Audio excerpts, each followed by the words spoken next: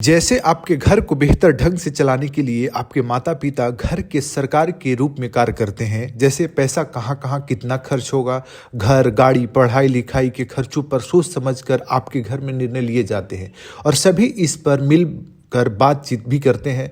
वैसे ही देश, राज्य और स्थानीय स्तर पर सरकारें होती हैं। सरकार एक ऐसी संस्था है जो देश के प्रशासन, कानून व्यवस्था, आर्थिक विकास और नागरिकों के कल्याण के लिए कार्य करती है। सरकार के बिना समाज में अराजकता फैल सकती है, इसलिए सरकार का मुख्य कार्य कानून बनाना, उसे लागू करना और देश की सुरक्षा सुनिश्चित करना होता है। सरकार के विभिन्न कार्य होते हैं, अलग अलग तरीके के कार्य होते हैं। इस एनसीईआरटी के क्लासेस में हम अपने तरीके से चीज़ों को मॉडिफाई, संशोधित करके पढ़ाने का प्रयास करते हैं, समझाने का प्रयास करते हैं, ताकि आप एनसीईआरटी के जो बेस हैं, जो इन्फॉर्मेशन एनसीईआरटी में दी गई है, उससे एक्स्ट्रा डायमेंशन में चीज़ों को सोच सके, अलग अलग डायमेंशन में चीज़ों को थोड़ा बेहतर ढंग से समझ सके। तो इसको हम अपने लेवल से संशोधित करके चीज़ों को समझाते हैं। तो सरकार के प्रमुख कार्यों में क्या क्या है? पहला है जैसे सुरक्षा और व्यवस्था, सिक्योरिटी एंड ऑर्डर को मेंटेन करना। सरकार देश के अंदर और बाहर सुरक्षा बनाए रखने के लिए पुलिस, सेना और खुफिया एजेंसियों का संचालन करती है। जैसे भारत में भारतीय सेना देश की सीमाओं की सुरक्षा करती है, वैसे अमेरिका में एफबीआई देश की आंतरिक सुरक्षा सुनिश्चित करती है। जापान में प्राकृतिक आपदाओं के दौरान सरकार जो है वो नागरिकों को सुरक्षित स्थानों पर पहुंचाने की जिम्मेदारी निभाती है। ये एग्जाम्पल्स हैं, एग्जाम्पल से चीज़ें थोड़ा स्पष्ट होती है। दूसरा है कार्य जैसे अर्थव्यवस्था और विकास। सरकार जो है सड़कें, रेलवे, हवाई अड्डे, अस्पताल, स्कूल और उद्योग स्थापित करने में सहायता करती है। आर्थिक सुधारों और नीतियों के माध्यम से रोजगार के अवसर बढ़ाती है। जैसे चीन की सरकार ने 1980 के दशक में आर्थिक सुधार लागू किए, जिससे वह दुनिया की दूसरी सबसे बड़ी अर्थव्यवस्था बन गई। भारत में मेक इन इंडिया अभियान से स्थानीय उद्योगों को बढ़ावा दिया गया। तीसरा सरकार का कार्य है न्याय और कानून व्यवस्था। जैसे सरकार कानून बनाती है और न्यायालय, कोर्ट जो है उन कानूनों का पालन सुनिश्चित कराता है। उदाहरण के लिए भारत में सुप्रीम कोर्ट नागरिकों के अधिकारों की रक्षा करती है, जबकि अमेरिका में सिविल राइट्स एक्ट 1964 जो है काले और गोरों के बीच भेदभाव को समाप्त करने के लिए बनाया गया था। तो ये सब उदाहरण है। चौथा कार्य है शिक्षा और स्वास्थ्य। जैसे सरकार नागरिकों को निःशुल्क या सस्ती शिक्षा और स्वास्थ्य सेवाएं प्रदान करती है। जैसे भारत में मिड डे मील योजना के तहत स्कूलों में बच्चों को मुफ्त भोजन दिया जाता है, जबकि कनाडा में सरकारी स्वास्थ्य सेवा नागरिकों को मुफ्त चिकित्सा सुविधाएं प्रदान करती है। सरकार के लेवल भी अलग अलग होते हैं। जैसे लोकल लेवल पे गवर्नमेंट, स्थानीय सरकार, जैसे यह गांव, शहर या कस्बों के प्रशासन का कार्य करती है। जैसे भारत में ग्राम पंचायतें गांवों का संचालन करती है। अमेरिका में म्यूनिसिपल कॉरपोरेशन स्थानीय प्रशासन संभालती है। स्थानीय सरकार की क्या जरूरत है? केंद्र में और राज्य में सरकार ही है। देखिए, भारत जैसे विशाल देश में जहाँ इतनी विविधता हो, अब केंद्र में बैठी सरकार पूरे देश को नहीं समझ सकती अच्छे ढंग से, और अच्छे ढंग से नियंत्रण नहीं कर सकती, वहाँ की लोकल इश्यूज को नहीं समझ सकती। तो इसके लिए बहुत ज़रूरी है कि लोकल लोगों को ही वहाँ पे चुनकर और वहाँ की समस्याओं का निदान किया जाए। तो इसके लिए लोकल गवर्नमेंट, स्थानीय सरकार होती है। दूसरा, राज्य सरकार, स्टेट गवर्नमेंट, यह पूरे राज्य की नीतियाँ और योजनाएं तय करती है। जैसे भारत में महाराष्ट्र सरकार, बिहार सरकार इत्यादि राज्य के लिए कानून और नीतियाँ बनाती है। अमेरिका में कैलिफोर्निया स्टेट गवर्नमेंट शिक्षा, परिवहन और कानून व्यवस्था की देखरेख करती है।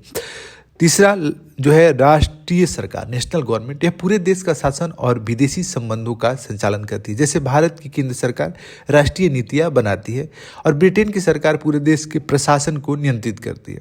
सरकार और कानून को समझ लेते हैं। जैसे सरकार समाज में व्यवस्था बनाए रखने के लिए कानून बनाती है। जैसे भारत में बाल श्रम निषेध, 14 वर्ष से कम उम्र के बच्चों के काम करने पर रोक लगाता है। जर्मनी में डेटा प्राइवेसी लॉ नागरिकों की डिजिटल जानकारी की सुरक्षा करता है। अब सोचिए, सरकार यदि ये लॉ ना बनाए बाल श्रम वाला, तो क्या होगा? लोग, जो भी व्यक्ति का अपना उद्योग है, धंधा है, व्यवसाय है, उसमें लोग कम उम्र के बच्चों से भी जबरन काम कराएंगे, तो उस छोटे बच्चे का जो जीवन है वो बर्बाद हो सकता है। उसकी जो जीवन जो बढ़नी चाहिए थी, जो शिक्षित होना चाहिए था, उसको शिक्षा मिलना चाहिए था, उसके पोटेंशियल को मैक्सिमम लेवल तक पहुंचाने के लिए, तो अगर ऐसा कानून ना हो तो शोषण ज़्यादा बढ़ जाएगा। तो कानून देखिए यहीं पे मदद करती है।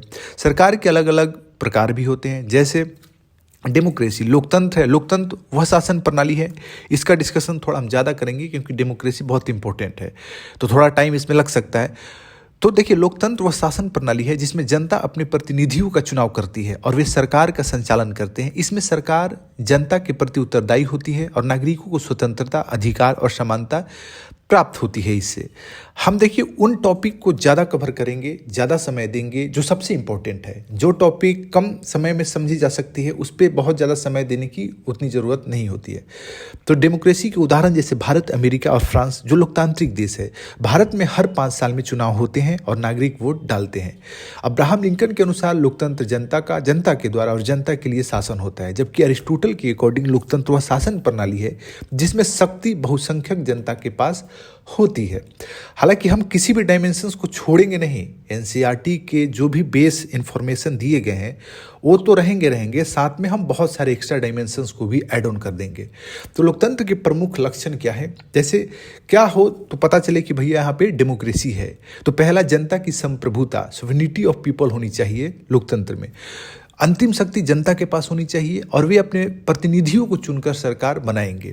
दूसरा है स्वतंत्रता और निष्पक्ष चुनाव होना चाहिए। लोकतंत्र में चुनाव नियमित रूप से हो और सभी नागरिकों को वोट डालने का अधिकार भी हो। उदाहरण, भारत में हर 5 साल में आम चुनाव होते हैं और लोग वोट डालते हैं। तीसरा है मौलिक अधिकारों की सुरक्षा। लोकतंत्र नागरिकों को अब अभिव्यक्ति की स्वतंत्रता, धर्म की स्वतंत्रता, समानता और न्याय के अधिकार प्रदान करता है। उदाहरण, भारत में संविधान द्वारा नागरिकों को मौलिक अधिकार दिए गए हैं। कानून का शासन, सभी नागरिकों को कानून के समक्ष समान माना जाता है। उदाहरण, अमेरिका में राष्ट्रपति भी संविधान के अनुसार उत्तरदायी होता है।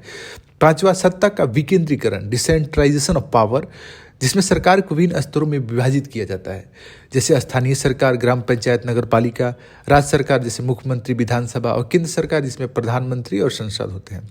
अल्पसंख्यकों की सुरक्षा, लोकतंत्र में सभी धर्म, जाति और समुदाय को समान अधिकार दिए जाते हैं।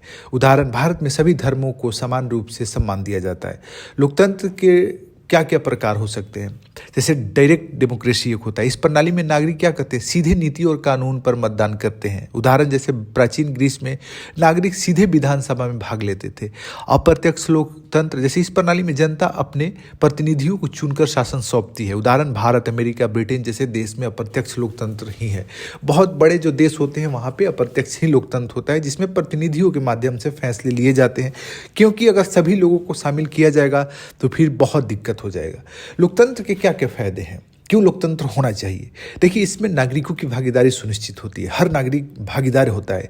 जनता सरकार बनाने में भाग लेती है। अधिकारों और स्वतंत्रता की गारंटी मिलती है। नागरिकों को अभिव्यक्ति की स्वतंत्रता, धर्म की स्वतंत्रता आदि मिलती है। न्याय और समानता सुनिश्चित होता है। कानून सबके लिए समान होता है। शांति और अस्थिरता, जैसे लोकतंत्र में सरकारें जनमत से बदलती है, जिससे हिंसा कम होती है। जवाबदेही, सरकार जनता के प्रति उत्तरदायी होती है और गलत फैसले पर उसे हटाया जा सकता है। हालांकि किसी भी चीज़ के यदि फायदा हो तो इसका मतलब सिर्फ फायदा ही नहीं होता है, उसके कुछ नुकसान भी होते हैं। तो डेमोक्रेसी के कुछ नुकसान भी है, जैसे निर्णय लेने की प्रक्रिया जो है धीमी हो जाती है। हर निर्णय पर चर्चा होती है, जिससे फैसले देरी से होते हैं। अल्पसंख्यकों के हितों की कई बार अनदेखी कर दी जाती है। कभी कभी बहुसंख्यक समूह अल्पसंख्यकों के अधिकारों की अनदेखी कर देती है। क्यों होता है ऐसा? कई बार सरकार अपने वोट बैंक के लिए बहुसंख्यकों को ज़्यादा समर्थन दे देती है और अल्पसंख्यकों के खिलाफ कई बार निगेटिव इम्पैक्ट उन पर पड़ जाता है और सरकार उतना ध्यान नहीं देती, इग्नोर कर देती है, क्योंकि उनको वोट बैंक महत्वपूर्ण उतना नहीं होते हैं, क्योंकि उनका संख्या कम होता है।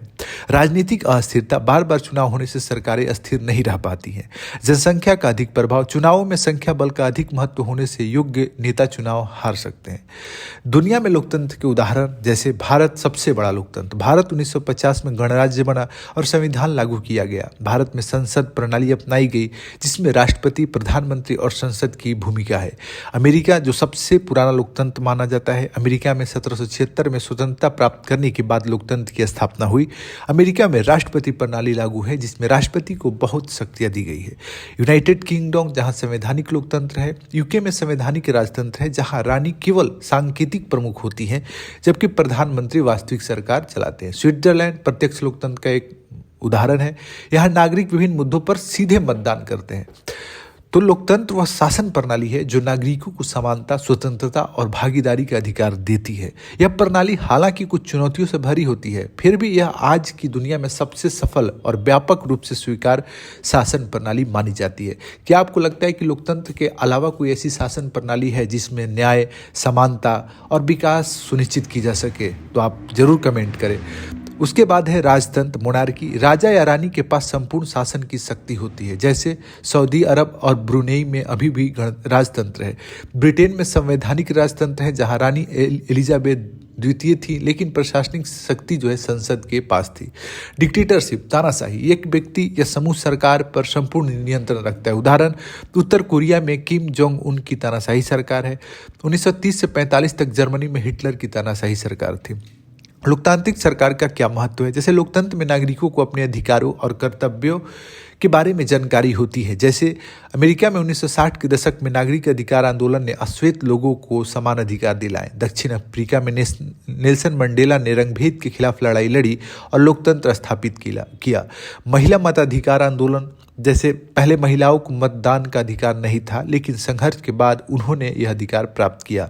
जैसे अमेरिका में 1920 में महिलाओं को मतदान का अधिकार मिला। भारत में 1950 में संविधान लागू होने के साथ ही महिलाओं को मतदान का अधिकार मिल गया। इस टॉपिक से संबंधित कुछ प्रश्न हैं, जैसे सरकार क्या है और इसके क्या क्या कार्य है, इस सब का डिस्कशन हमने कर दिया है। आप इसका नोट बना सकते हैं और कमेंट भी कर सकते हैं। दूसरा प्रश्न है, सरकार को कानून क्यों बनाने पड़ते हैं। तीसरा है, लोकतंत्र और राजतंत्र में क्या अंतर है। चौथा है, महिला मताधिकार आंदोलन क्या था। पांचवा है, क्या गरीब और अशिक्षित लोगों को मतदान का अधिकार मिलना चाहिए। तो कंक्लूजन में हम कह सकते हैं कि सरकार समाज के सुचारू संचालन के लिए आवश्यक है। यह सुरक्षा, विकास, कानून व्यवस्था और नागरिक अधिकारों की रक्षा सुनिश्चित करती है।